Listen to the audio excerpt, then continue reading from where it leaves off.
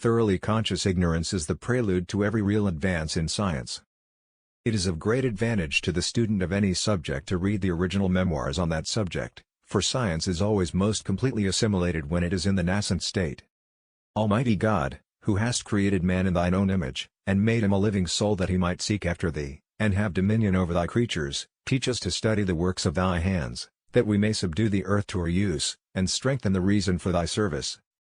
Very few of us can now place ourselves in the mental condition in which even such philosophers as the great Descartes were involved in the days before Newton had announced the true laws of the motion of bodies. Statistical laws are not necessarily used as a result of our ignorance. Statistical laws can reflect how things really are. There are matters that can only be treated statistically.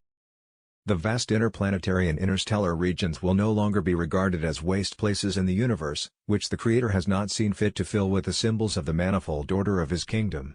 We shall find them to be already full of this wonderful medium, so full, that no human power can remove it from the smallest portion of space, or produce the slightest flaw in its infinite continuity.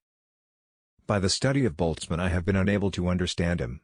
He could not understand me on account of my shortness, and his length was and is an equal stumbling block to me. Francis Galton, whose mission it seems to be to ride other men's hobbies to death, has invented the felicitous expression structureless germs. Accordingly, we find Euler and D'Alembert devoting their talent and their patience to the establishment of the laws of rotation of the solid bodies. Lagrange has incorporated his own analysis of the problem with his general treatment of mechanics, and since his time M. Poinsot has brought the subject under the power of a more searching analysis than that of the calculus, in which ideas take the place of symbols, and intelligent propositions supersede equations. It is a good thing to have two ways of looking at a subject, and to admit that there are two ways of looking at it. It is of great advantage to the student of any subject to read the original memoirs on that subject, for science is always most completely assimilated when it is in the nascent state. Thus number may be said to rule the whole world of quantity, and the four rules of arithmetic may be regarded as the complete equipment of the mathematician. The mathematical difficulties of the theory of rotation arise chiefly from the want of geometrical illustrations and sensible images, by which we might fix the results of analysis in our minds. The student who uses home-made apparatus, which is always going wrong, often learns more than one who has the use of carefully adjusted instruments, to which he is apt to trust and which he dares not take to pieces. We can scarcely avoid the inference that light consists in the transverse undulations of the same medium which is the cause of electric and magnetic phenomena. All the mathematical sciences are founded on relations between physical laws and laws of numbers, so that the aim of exact science is to reduce the problems of nature to the determination of quantities by operations with numbers. The mind of man has perplexed itself with many hard questions. Is space infinite, and in what sense? Is the material world infinite in extent, and are all places within that extent equally full of matter?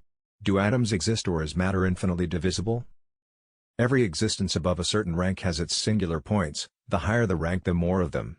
At these points, influences whose physical magnitude is too small to be taken account of by a finite being may produce results of the greatest importance. At quite uncertain times and places, the atoms left their heavenly path, and by fortuitous embraces, engendered all that being hath. And though they seem to cling together, and form associations here, yet, soon or late, they burst their tether, and through the depths of space career. Science is incompetent to reason upon the creation of matter itself out of nothing. We have reached the utmost limit of our thinking faculties when we have admitted that because matter cannot be eternal and self-existent it must have been created. In speaking of the energy of the field, however, I wish to be understood literally. All energy is the same as mechanical energy, whether it exists in the form of motion or in that of elasticity, or in any other form. The energy in electromagnetic phenomena is mechanical energy. In your letter you apply the word imponderable to a molecule. Don't do that again. It may also be worth knowing that the ether cannot be molecular. If it were, it would be a gas, and a pint of it would have the same properties as regards heat, etc., as a pint of air, except that it would not be so heavy. An experiment, like every other event which takes place, is a natural phenomenon, but in a scientific experiment the circumstances are so arranged that the relations between a particular set of phenomena may be studied to the best advantage. The vast interplanetary and vast interstellar regions will no longer be regarded as waste places in the universe. We shall find them to be already full of this wonderful medium, so full that no human power can remove it from the smallest portion of space or produce the slightest flaw in its infinite continuity. The theory I propose may therefore be called a theory of the electromagnetic field because it has to do with the space in the neighborhood of the electric or magnetic bodies, and it may be called a dynamical theory, because it assumes that in the space there is matter in motion, by which the observed electromagnetic phenomena are produced.